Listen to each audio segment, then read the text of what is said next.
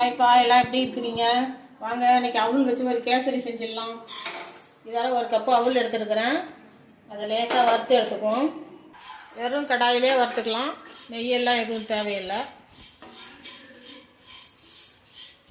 லேசாக வறுத்து எடுத்துக்கிட்டா போதும். இந்த அளவுக்கு வறுத்தா போதும், லேசாக வறுத்தா போதும், ரொம்ப செவக்க வறுத்த வேணாம். எடுத்து ஆற வச்சிடலாம். அவல் ஆறிடுச்சு. இதை ஒரு மிக்சி ஜாரில் போட்டு அரைச்சிக்கிட்டு வந்துடலாம். ஒரு 3 ஏலக்காய் போட்டுக்கலாம்.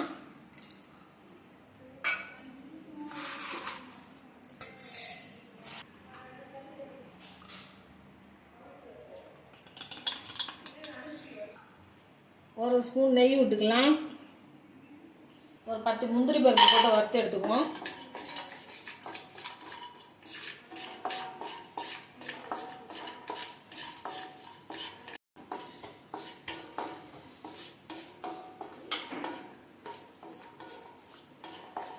முந்திரி பருப்பு வறுபட்டுருச்சு. இதை இப்போ எடுத்துடலாம். அவல் அளந்த கப்புலேயே 2 கப்பு தண்ணி வச்சுக்கலாம்.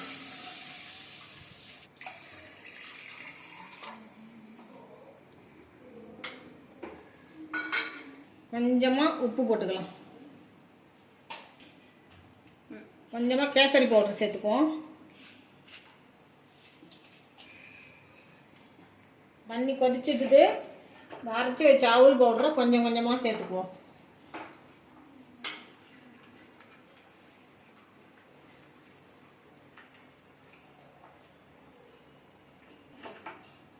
தீயை கொஞ்சம் மீடியமாக வச்சுக்கோங்க.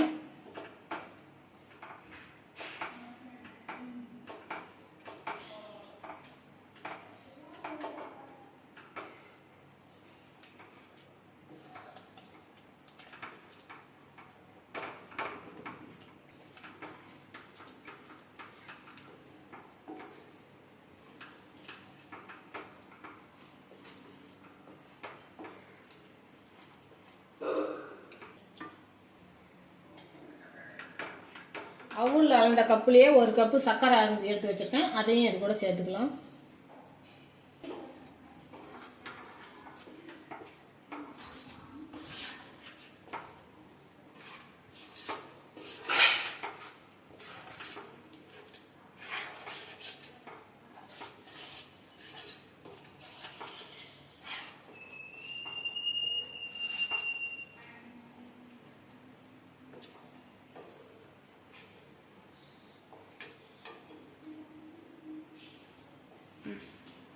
ஒரு 2 ஸ்பூன் நெய் விட்டுக்கலாம்.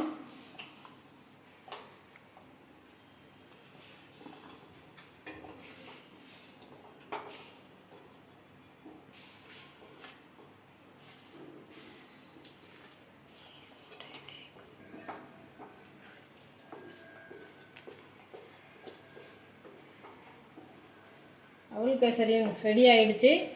வாங்க, இன்னும் கொஞ்சமாக நெய் விட்டுக்குவோம்.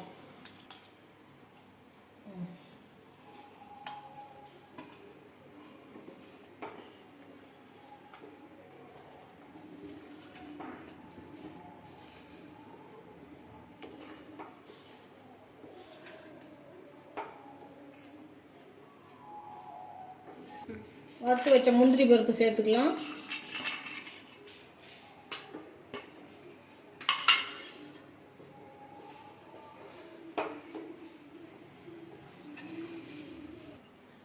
சூப்பராக அவல் கேசரி ரெடி ஆயிடுச்சு. இந்த மாதிரி நீங்களும் உங்கள் வீட்டில் உள்ள பிள்ளைங்களுக்கு செஞ்சு கொடுத்து பாருங்கள்.